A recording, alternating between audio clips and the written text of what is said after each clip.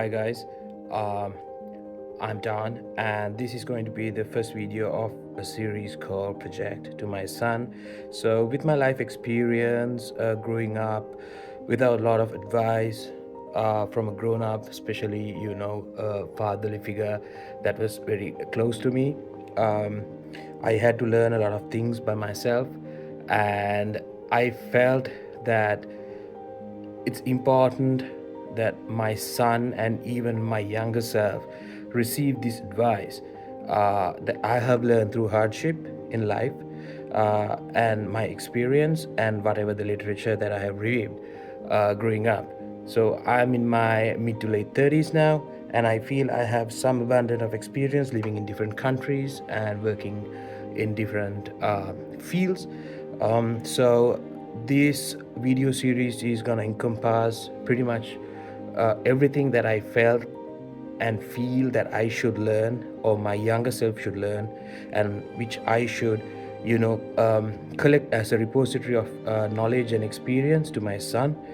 And in this process, I felt why just my son, but probably it might help a lot of kids growing up where they've lost a parent and lost a father, and who might have to go through the unfortunate scenario of trying to self-learn the society against the brutality that it offers. So these are the things that I've gathered and fathomed in my life. And first, a brief description about myself. I am from Sri Lanka, and I am a qualified medical doctor from Sri Lanka, and I passed out with distinctions and honors.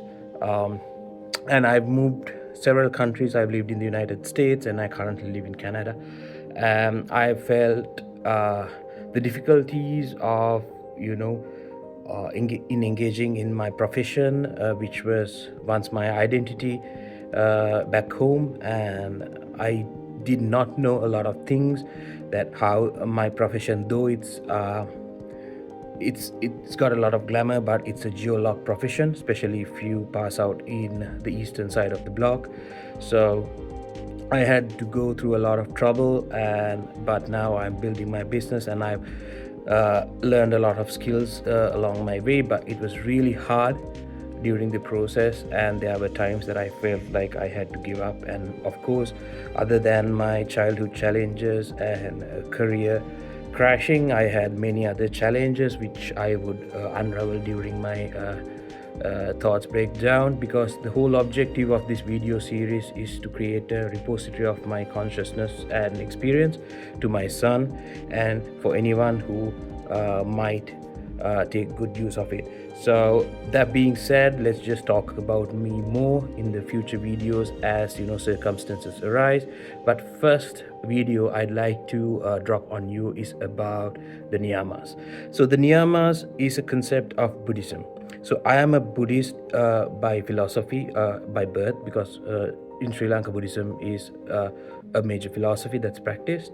And especially if you're from an Asian region, you might have heard the word karma. And also, if you're from the West, I hear that a lot as well. So I think it's best I start from that place, because if you're listening to me, probably you might have gone through a lot of circumstances in life, and if you had the word, or if you knew the word karma, you might have thought that this might be a result of bad karma in this life or a previous one. So whether you believe this life or the next life, a reincarnation, or whether you're a Buddhist or not, these concepts would definitely come in handy for you when it comes to hardships. So in Buddhism, there is a concept called niyamas. So Buddhism is a philosophy, not pretty much a religion, and in that we talk about the dependent origination. That is that there's a cause and effect. Everything happens due to a cause and an effect. So though Buddhism emphasizes a lot on karma, the Buddha's word is karma is only 20% of your circumstances that happen to your life. So other circumstances are categorized into 4 other categories, and with karma it's going to be 5.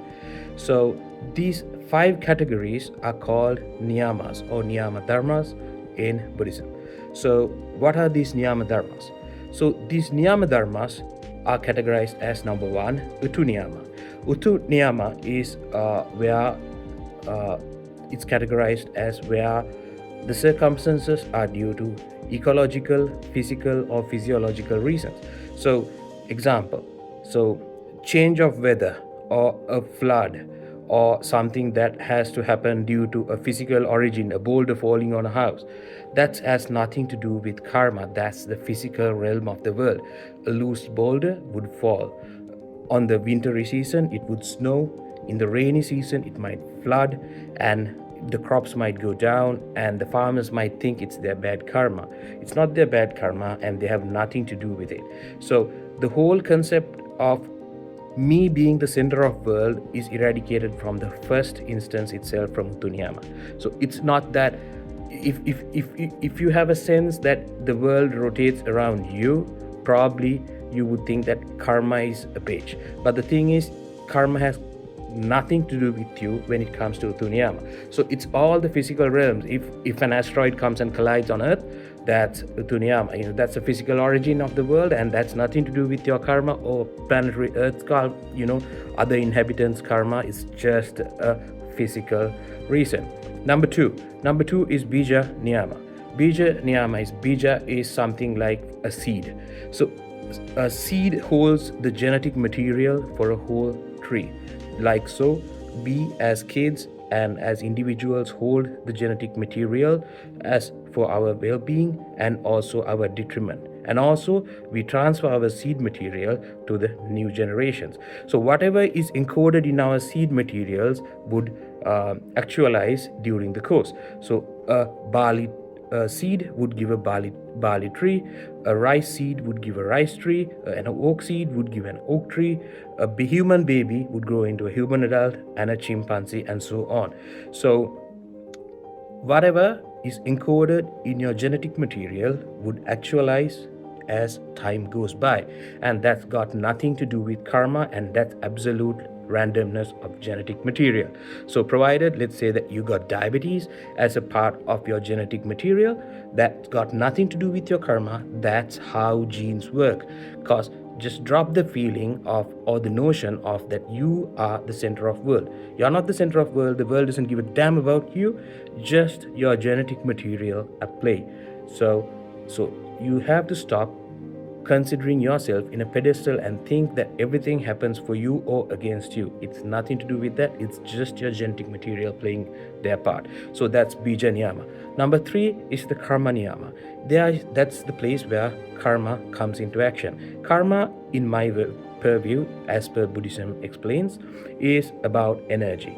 So you might have heard the concept that if you think about good things, you would end up in good places, and if you think about bad things, your results would become bad. Karma is pretty much the same. It's the energy that we put out, that the energy that we get in. So if we do bad stuff in the sense not good or bad written by a line, but good or bad to another individual or animal, even to yourself, so it would come back to you. That's karma, pretty much the energy that runs the world.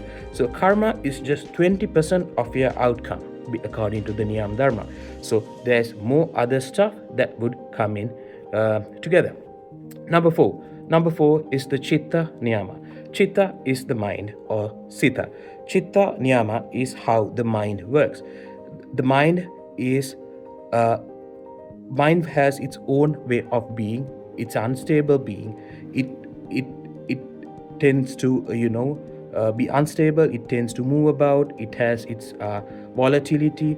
You might not be able to focus, and you might feel sad, you might feel happy, and those are the normal ways of your mind. It's nothing to do with your karma. If you are finding it hard to focus, it's not that you are a bad karmic person, that your mind behaves like that.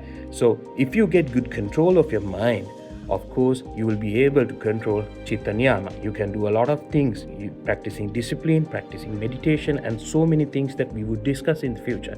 But taking control of the mind would help control a lot of other niyamas as well. It's a very powerful niyama, and your mind is a very powerful tool. So Chitta Niyama involves the mind. So your mind has its own being, and you have no control over it unless you can just practice it and discipline it, but you are not the owner of it.